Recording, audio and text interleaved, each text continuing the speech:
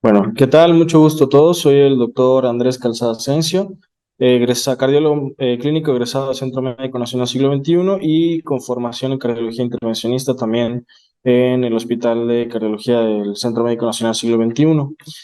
El día de hoy me toca la oportunidad de compartirles un poquito sobre los métodos de imagen y complementos diagnósticos en la sala de hemodinamia. Sin pretender ser una revisión extremadamente exhaustiva, vamos a revisar algunos conceptos muy generales. Vamos a ver un poquito de los tres métodos principales de evaluación de imagen y complementación diagnóstica en la toma de decisión en sala de hemodinamia. Veremos algunas consideraciones o aspectos importantes de cada uno de ellos y espero que les sea de mucha ayuda. Bueno, el objetivo de la charla principalmente se tratará de conocer cuáles son las principales herramientas de auxiliar diagnóstico en cardiología intervencionista y específicamente en sala de hemodinamia. Las tres principales herramientas diagnósticas que tenemos son el ultrasonido intravascular, que por sus siglas en inglés abreviaremos como IBUS, la tomografía de coherencia óptica, que también por sus siglas en inglés abreviaremos como OCT, y un método no de imagen, sino invasivo de fisiología coronaria, que es el FFR. Así como en procedimientos no invasivos, en los procedimientos invasivos vamos a dividir los métodos en dos tipos, en evaluación por imagen anatómica y en evaluación de fisiología de la lesión. Entonces el IBUS y la OCT serán métodos diagnósticos de imagen o anatomía coronaria y el FFR será, junto con su evaluación asociada a IBFR, una evaluación fisiológica, pues todos estos de forma invasiva. Como introducción, pues sabemos ya que la revascularización está indicada en pacientes o en arterias que presenten isquemia, ¿no? La isquemia es lo que va a definir la necesidad de una intervención en una arteria coronaria y esta, es decir, la isquemia va a depender de la significancia hemodinámica que tiene una lesión vascular.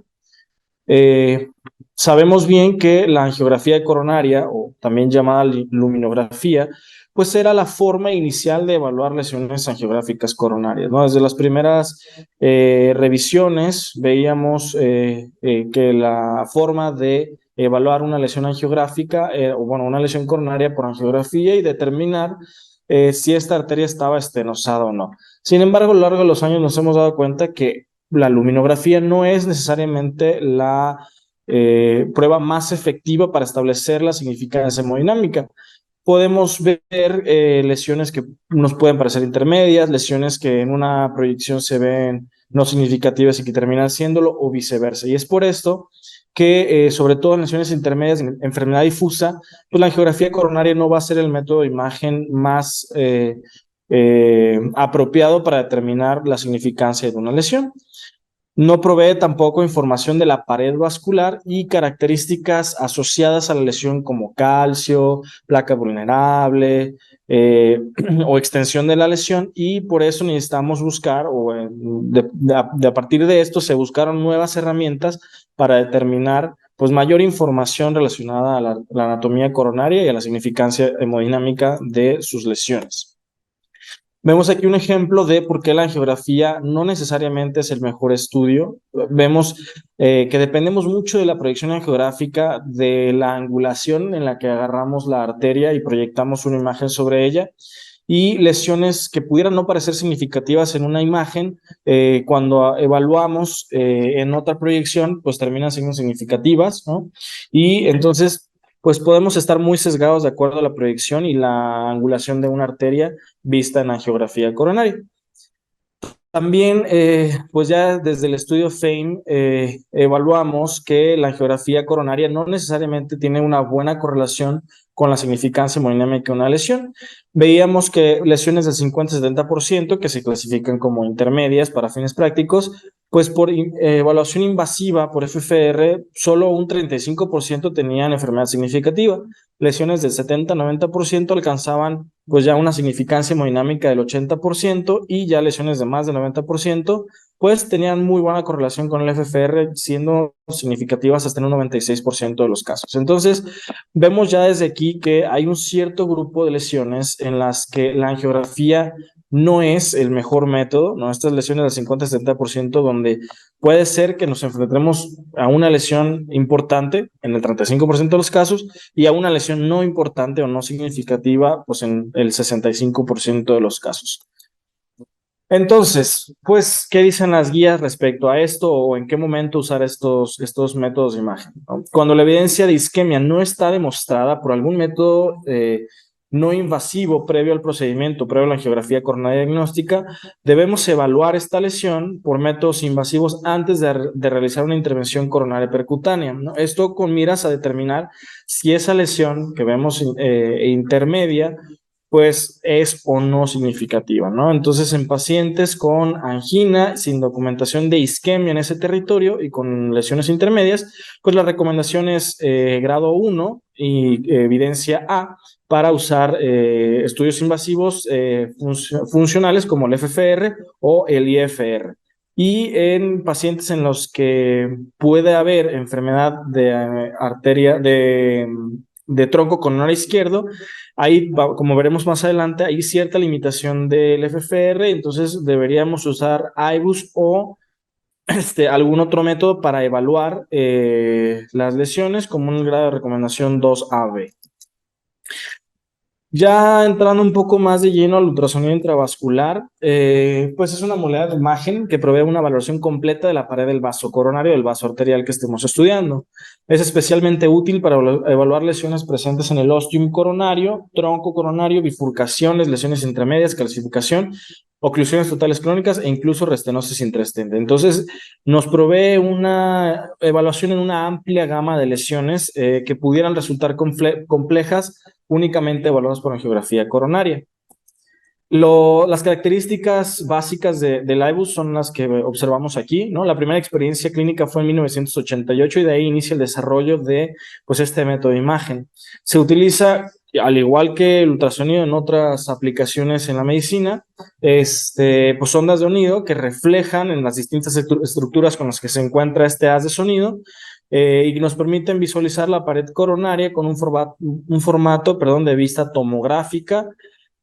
Básicamente hace un corte transversal, análogo a un estudio histopatológico, como vemos en la imagen de la derecha. Tiene una frecuencia entre 20 y 60 MHz con una resolución de 40 a 200 micrómetros y una profundidad de 4 a 8 milímetros, lo que nos permite evaluar, como considerábamos unos minutos antes, pues enfermedad de tronco coronario izquierdo, la cual alcanza diámetros pues grandes el vaso. Existen dos tipos diferentes o dos enfoques tecnológicos de ultrasonido intravascular y estos son el sistema de rotación mecánica con un transductor único y un sistema de apertura dinámica de estado sólido en el que múltiples cristales van a ir enviando su señal de forma secuencial. El de rotación mecánica alcanza una frecuencia de 40 a 60 MHz y entonces dará una imagen tal vez discretamente mejor y los de estado sólido dan 20 a 25 MHz. Vemos aquí una comparación también de los sistemas y de la imagen que nos ofrecen. Si observamos la imagen, de las dos imágenes de la derecha, el de en medio es un transductor rotacional y lo podemos saber porque tiene una imagen, un halo interno, generado precisamente por la sonda o por la guía donde tiene que atravesar la sonda. Y en el transductor de estado sólido vemos en el lado derecho, ¿no? Donde no observamos esto porque todos los cristales piezoeléctricos se encuentran alrededor de la guía coronaria con la que avanzamos el sistema. Los dos dan una imagen bastante similar y en la que podemos empezar a ver cómo se aprecian las distintas capas de la pared vascular. ¿Cómo se debe usar? En todos los casos, siempre, como en todo en la cardiología intervencionista, siempre que avanzamos algún dispositivo intracoronario debemos administrar heparina, esta no es la excepción, y se debe canular la arteria de evaluar con un catéter guía. Se avanza una guía coronaria hasta el segmento distal del vaso que vamos a evaluar, es decir, si queremos evaluar una lesión en la descendente anterior, pues debemos avanzar una guía hasta distal de la descendente anterior o así con cualquier vaso. Y debemos purgar el dispositivo afuera, previo a la introducción al catéter. Una vez que el dispositivo está purgado y tenemos nuestra guía distal en el vaso que queremos evaluar, entonces podemos avanzar el dispositivo hasta la lesión siempre distal a la lesión para la hora de hacer el pullback, que es el retroceso del dispositivo que nos va a generar la imagen, ¿no? Podamos evaluar. ¿Qué características podemos encontrar en la imagen? En general se encuentran 6 aspectos a evaluar. Del centro a la periferia nos encontramos con la zona muerta, pues dada por, como les comentaba, por la misma generación de imagen. El artefacto de catéter, que al final de cuentas el catéter pues está antes de la pared vascular y nos va a generar un defecto de imagen. Luego encontraremos el lumen vascular, que por lo general debería ser anecoico, y la capa íntima, que en condiciones generales no se debería ver. El endotelio pues debe constar de al menos solo una a lo mucho 2 capas de células endoteliales, y la resolución de la imagen intravascular pues no debería de verse. Y la túnica media, que es pues la capa muscular, tiene una composición hipoecoica, y al final vemos la adventicia, que es una capa externa ecogénica. Estas son las 6 visualizaciones o las 6 características visuales que vamos a encontrar en la imagen, y con base en esto, conociéndolas y conociendo su normalidad, podremos encontrar las alteraciones o las anomalías en la imagen intravascular. Vemos del lado izquierdo un vaso normal o casi normal, en el que no vemos prácticamente una capa íntima, porque no se debería ver. La capa muscular es muy pequeña, es una porción delgada, hipoecoica, y en la parte más externa vemos la capa adventicia, ¿no? Que es hiperecoica, y vemos que prácticamente dentro de estas la luz del vaso está completamente normal, ¿no? Todo el lumen se ve hipoecoico y no hay engrosamientos de ninguna parte de la pared vascular. Y vemos en la imagen de la derecha cómo hay algún engrosamiento, sobre todo entre las 12, perdón, y las 4 o 5 de la tarde, y luego crece otra vez entre las 6 y las sillas del reloj, perdón, y con algunas zonas de calcificación que iremos viendo poco a poco, ¿no? Entonces, esto nos va permitiendo dar una idea de cómo es la enfermedad y la estructura anatómica del vaso. Hay ciertas mediciones que debemos realizar, como los diámetros del lumen y del vaso, el área total del vaso, el área total del lumen intravascular, el área parietal, que básicamente va a significar el área de placa, el porcentaje de estenosis del diámetro y del área vascular, y con esto podremos sacar la carga de placa y los índices de excentricidad, que nos van a ir hablando de la severidad de una lesión. Y ahorita vamos a ver cómo se hacen estas mediciones y cuál es su significancia. Dentro de las placas que vamos a ver, podemos encontrar en general 3 tipos de placa. Una placa homogénea, de densidad menor a la adventicia. La placa fibrosa va a tener ecos un poco más densos o más brillantes, con densidad igual o mayor a la adventicia, pero que no generan sombra acústica. Y la placa calcificada, vamos a ver también ecos densos muy brillantes y que tienen una sombra acústica posterior, y que entonces esto representará una lesión más compleja, ya que tiene calcio dentro de ella. Entonces, ¿en qué momento nos sirve el IBUS o la imagen intravascular por ultrasonido? Lo podemos usar previo al ICP para evaluar la morfología de la lesión, la longitud del vaso, la longitud de la lesión y el diámetro del vaso y diámetro de la lesión, que nos va a servir también durante la ICP para planear el tamaño del stent, la necesidad de utilizar dispositivos de modificación de placa. Y para evaluar post-intervención, podemos evaluar la expansión del stent, el adosamiento y en algunos casos también la disección después de la intervención. En cuanto a previo a la ICP, específicamente en tronco coronario izquierdo, nos va a ayudar a definir si una lesión es significativa o no. Se estima que lesiones, bueno, hay diversos estudios en los que lesiones del tronco coronario izquierdo con área luminal mayor a 6 milímetros cuadrados, pues no correlacionan con una FFR importante, entonces no son isquémicos o no son hemodinámicamente significativos. Lesiones del tronco coronario izquierdo con área de 4.5 a 6, esto puede ser un área gris en el que se sugiere investigar isquemia ya de una forma invasiva, preferentemente por FFR, y lesiones de tronco con área luminal de menos de 4 o 4.5 milímetros cuadrados, pues se consideran hemodinámicamente significativas. Es decir, esta área sí limita el flujo sanguíneo coronario y entonces será susceptible de tratamiento. Esta es una imagen de resumen de cómo evaluamos, ¿no? El tronco coronario izquierdo por IBUS y cómo se toma la decisión. Entonces, áreas mayores a 6, el tratamiento puede ser conservador y a estos pacientes les va bien sin intervención coronaria percutánea. Definitivamente, áreas menores a 4, 4.5 deben de revascularizarse, y si tenemos áreas de 4.5 a 6, pues tendremos que evaluar fisiológicamente esa lesión porque la imagen intravascular todavía no nos da el parámetro adecuado en estos pacientes. Otros vasos que no son tronco coronario izquierdo también pueden ser evaluados por IBUS. En general, todos los vasos que no son tronco coronario izquierdo, que tienen un área luminal menor de 4 milímetros cuadrados, pues se ha correlacionado bien con lesiones isquémicas, y si el área es mayor a 4, pues no son isquémicas o no son significativas, y entonces en esos casos podría aplazarse una intervención. Ahora, dentro de las utilidades también nos ayudan mucho en trombosis intra-stent. Siempre que tenemos una trombosis o una restenosis intra-stent, debemos evaluar cuál es el mecanismo para corregir esto o evaluar qué terapia le vamos a dar, si evaluar medicado, si otro stent intra-stent. Entonces, tendremos que saber el mecanismo, y esto lo podemos ver con AEUS. De los mecanismos de trombosis intra-stent temprana vamos a encontrar la mala posición del stent, la subexpansión del mismo, el prolapso del tejido o disección de los bordes del stent, y entre las causas tardías, la mala posición también, la neoarteriosclerosis, los struts no cubiertos y la subexpansión. Y dentro de las causas de restenosis intra-stent encontraremos la subexpansión crónica, la fractura del stent o también neoarteriosclerosis. Con base en esto, entonces, nosotros decidiremos qué tratamiento iremos a dar en el paciente y evaluar también nuevamente la respuesta al mismo. Y nos ayuda también en la selección del tamaño del stent. El diámetro del stent será importante porque la subexpansión del mismo es un predictor importante para restenosis y trombosis intra-stent, como vimos anteriormente dentro de las causas de las mismas complicaciones. Entonces, un abordaje directo y conservador podría ser medir el diámetro luminal de referencia distal a la lesión y pues dilatar progresivamente los segmentos proximales y medios del stent. O la otra es evaluar, perdón, la membrana elástica externa y redondear de 0 a 0.25 milímetros menos para elegir el tamaño del stent, siempre con referencia al diámetro distal. Entonces, así es como podemos seleccionar el tamaño del stent.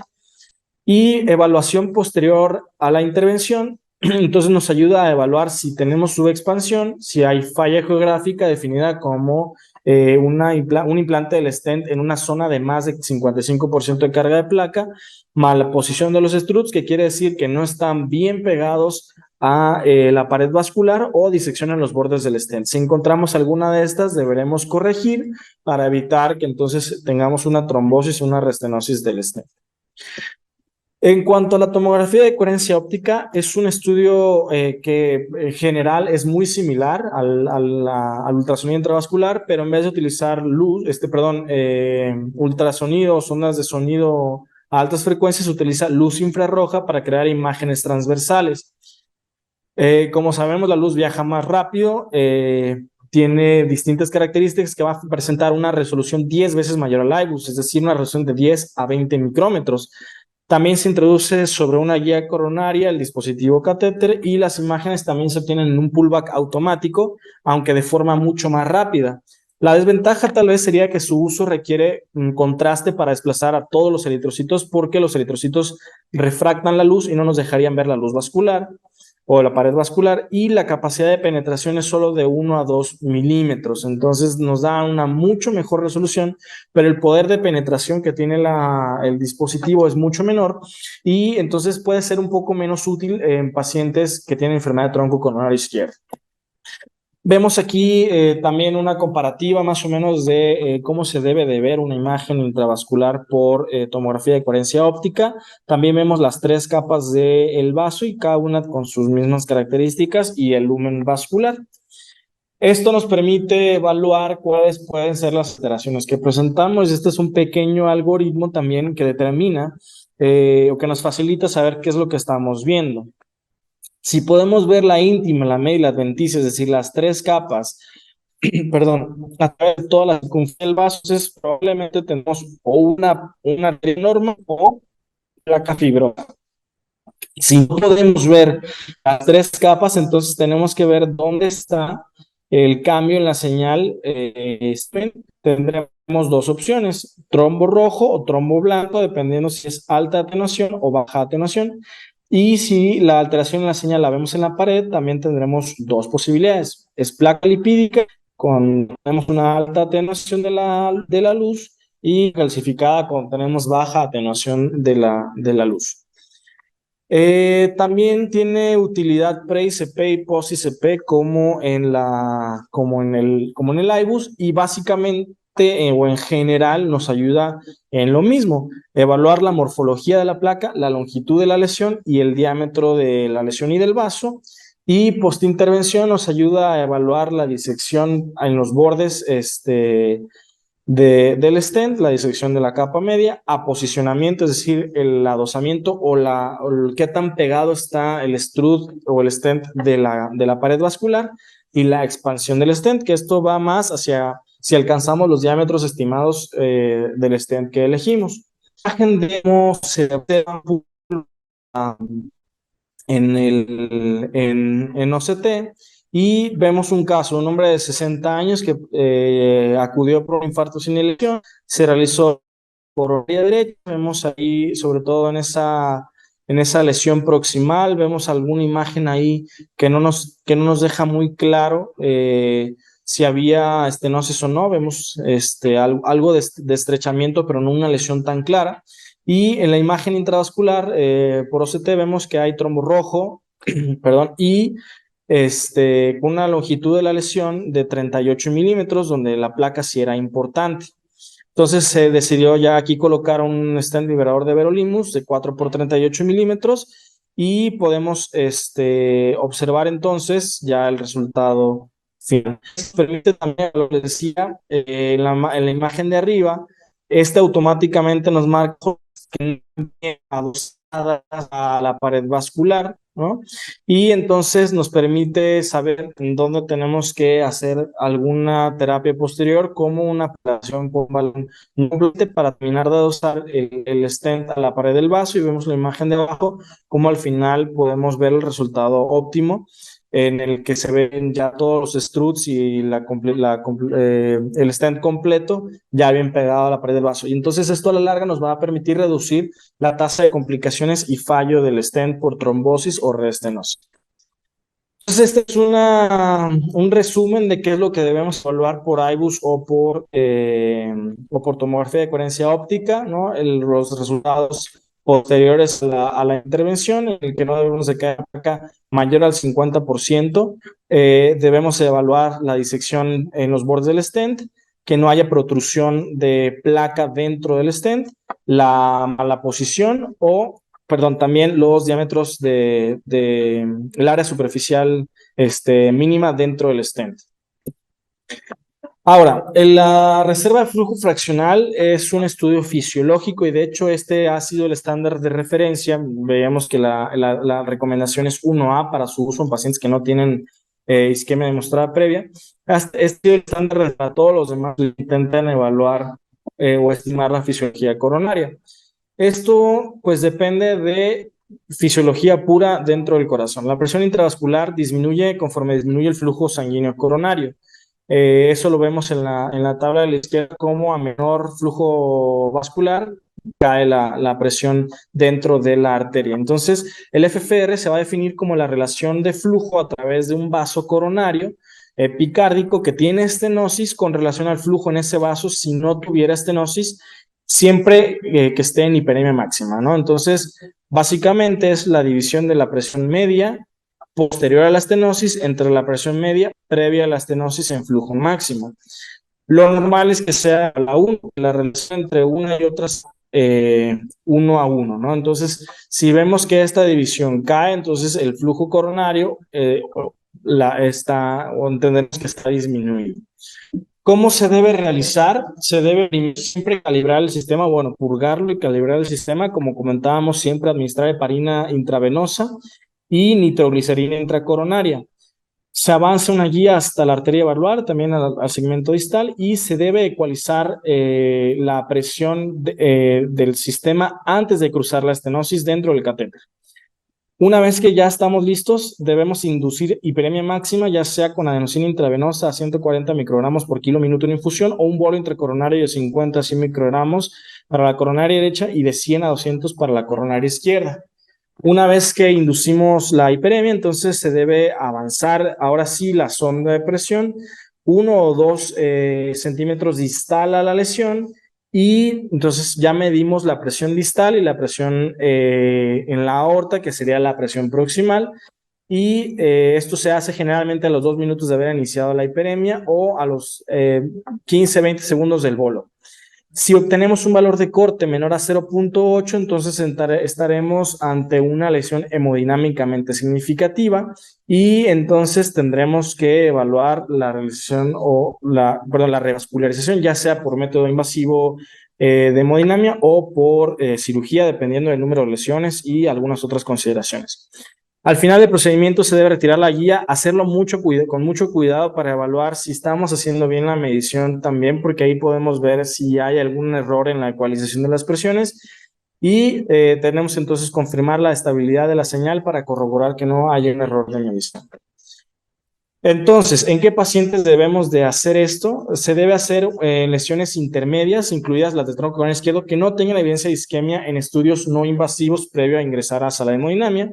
Sobre todo en lesiones intermedias, se estima de 40-90, aunque hemos visto que las lesiones intermedias realmente son del 50-70, las que no correlacionan con el FFR, las vistas por angiografía. El punto de corte definido en el Define Flare fue de 0.8, y el Define Flare y el IFR Sweetheart, ahí se evaluó el IFR, que es una técnica muy similar, pero que no usa hiperemia. Entonces es un índice no hiperémico en el que el punto de corte es de 0.89.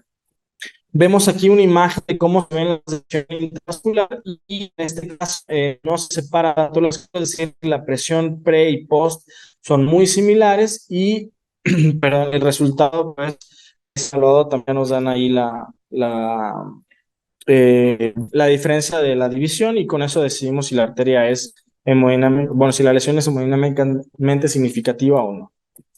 Eso es todo por mi parte. Les doy muchas gracias por su atención y espero que les haya ayudado, aunque sea un poquito, ¿no? La evaluación de las lesiones por imagen o fisiología intracoronaria en sala de hemodinamia es muy extensa. Hay muchas cosas de las que se pueden hablar, pero creo que esto nos da un panorama general de lo que estamos tratando.